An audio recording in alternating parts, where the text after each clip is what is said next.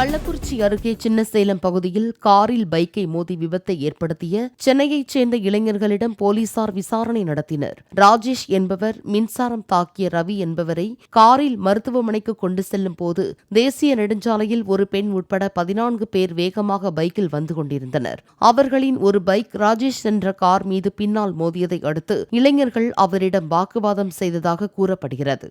பாதிக்கப்பட்ட நபரின் உறவினர்கள் பைக்குகளில் வந்து ஒரு பெண் உட்பட அந்த 14 இளைஞர்களையும் கொத்தாக மடக்கி பிடித்தனர். பின்னர் கள்ளக்குறிச்சி போலீசாரை வரவழைத்து அவர்களிடம் ஒப்படைத்தனர்.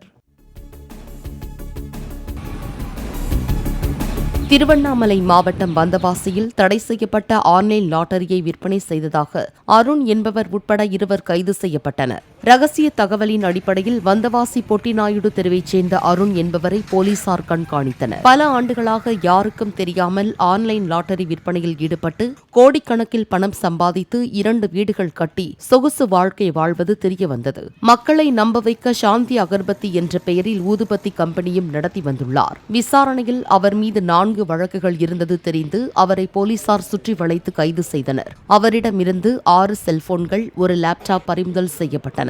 வந்தவாசி, காஞ்சிபுரம், செங்கல்பட்டு உள்ளிட்ட பகுதிகளில் ஏஜென்ட்டுகள் மூலம் 40 ரூபாய் முதல் 250 ரூபாய் வரை ஆன்லைனில் லாட்டரி விற்பனை செய்ததும் வாட்ஸ்அப் மூலம் ரிசல்ட்டை அனுப்பி வந்ததும் தெரியவந்தது. தொடர்ந்து அவரது வீட்டில் சோதனை நடத்திய போலீசார் 48 லட்சம் ரூபாய் ரொக்கம், 82 சவரன் நகைகளை பறிமுதல் செய்தனர். அவருடன் சேர்ந்து லாட்டரி விற்பனையில் ஈடுபட்டதாக சையத் இப்ராஹிம் என்பவரும் கைது செய்யப்பட்டார்.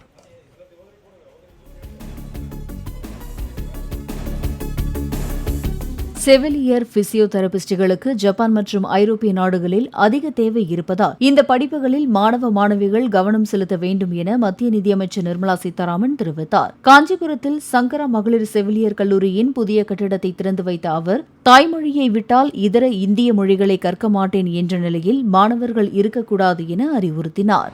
70 வயசுக்கு மேற்பட்டவங்க எல்லாருக்கும் வருஷத்துக்கு 5 லட்சத்துக்கு காப்பீடு மத்திய அரசு கொடுத்திருக்கு. சோ ஆயுஷ்மான் பாரத் ஸ்கீம் மூலமாக 5 லட்சம் ரூபாய்க்கு பணக்காரங்களா ஏழையா நடுத்தர வர்க்கமான்னு பார்க்காம 70 வயசுக்கு மேல இருக்கிறவங்க எல்லாருக்கும் மருத்துவ காப்பீடு பிரதமர் மோடி ஐயா அவர்கள் அனௌன்ஸ் பண்ணார். வேலை வாய்ப்புக்கு எங்கேயோ போறதுனால அங்க அந்த நாட்டு பாஷைகளை கத்துக்கிறது நல்லது.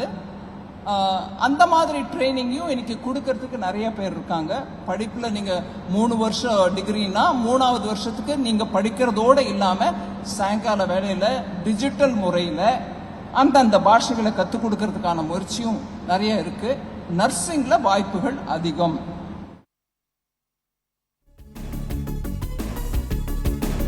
நிலச்சரிவு காரணமாக உத்தராகண்ட் மாநிலம் ஆதி கைலாஷ் அருகே சிக்கித் தவித்த தமிழக பக்தர்கள் 30 பேரும் ஹெலிகாப்டர் மூலம் பத்திரமாக மீட்கப்பட்டனர். கடலூர் மாவட்டம் சிதம்பரத்தில் இருந்து சென்ற 30 பேர் சாமி தரிசனம் முடித்துவிட்டு திரும்பும் வழியில் சனிக்கிழமை ஏற்பட்ட நிலச்சரிவால் மலையில் இருந்து கீழே இறங்க முடியாத நிலை ஏற்பட்டது.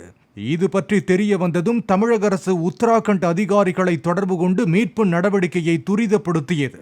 இதையடுத்து ஹெலிகாப்டர் மூலம் மீட்கப்பட்ட அனைவரும் தர்சுலா என்ற இடத்தில் தங்க வைக்கப்பட்டுள்ளனர். ஓரிரு நாட்களில் அங்கிருந்து டெல்லி வந்து விமானம் மூலம் தமிழ்நாடு திரும்ப உள்ளனர். அப்புறம் நேற்று முடிஞ்சதுன்னு சொல்லி திரும்பி எல்லாமே திரும்ப தார்சுலா என்ற இடத்துக்கு வந்தோம். வந்து திரும்ப அங்கேயே அதோட பெரிய நிலச்சரி நம்ம கண்முன்னே நிகழ்ந்தது. அப்புறம் திரும்ப நான் வேற ஒரு இடத்துல புத்தின்ற ஒரு இடத்து சின்ன குக் கிராமத்தில் போய் தங்கி இருந்தோம். ஹெலிகாப்டர் மூலமாக உங்களை தார்சுலா. பெரிய கட்சிகள் சுய வலிமையையே இழக்கும் போது கூட்டணி ஆட்சிக்கான வாய்ப்பு உருவாகும் என விடுதலை சிறுத்தைகள் கட்சித் தலைவர் திருமாவளவன் தெரிவித்தார். திருவாரூரில் செய்தியாளர்களிடம் பேசிய அவர், ஆட்சியிலும் அதிகாரத்திலும் பங்கு கேட்பது ஜனநாயகத்தின் பண்புதான் என்றும் அது ஒரு இயல்பான கோரிக்கை என்றும் தெரிவித்தார். பெரிய கட்சிகள் சுயமான வலுவோடு ஆட்சி அமைக்கக்கூடிய வாய்ப்பு இருந்தால் அவர்கள் ஒருபோதும் கூட்டணி ஆட்சிக்கு உடன்பட மாட்டார்கள். ஆனால் அந்த கட்சிகள் வலுவிழக்கிற போது தவிர்க்க முடியாத ஒரு சூழல் உருவாகும். கூட்டணி ஆட்சிக்கான தேவை உருவாகும். அதுதான் உண்மையான ஜனநாயகம் மலர்கிற ஒரு காலமாகவும் இருக்க முடியும்.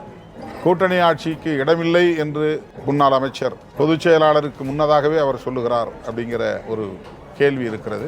அது அவருடைய கட்சி நிலைப்பாடாக இருக்கலாம். ஒருவேளை அவருடைய ஒப்புதலை பெற்று கூட அவர் சொல்லியிருக்கலாம். அதிலே நாம் கருத்து சொல்ல விரும்பவில்லை. சென்னையில் செயல்படும் கம்பெனிகளின் முதலீடுகளை ஈர்க்க முதலமைச்சர் அமெரிக்கா சென்றிருக்க வேண்டிய அவசியம் இல்லை என்றும், தொழில் முதலீடு குறித்த வெள்ளை அறிக்கையை முதலமைச்சர் வெளியிட வேண்டும் என்றும் மத்திய இணையமைச்சர் எல் முருகன் தெரிவித்தார். சிவகங்கை மாவட்டம் கொல்லங்குடி, மேப்பல் உள்ளிட்ட கிராமங்களில் பாஜக புதிய உறுப்பினர் சேர்க்கை முகாமில் கலந்து கொண்ட அவர் செய்தியாளர்களிடம் பேசியபோது இதை தெரிவித்தார்.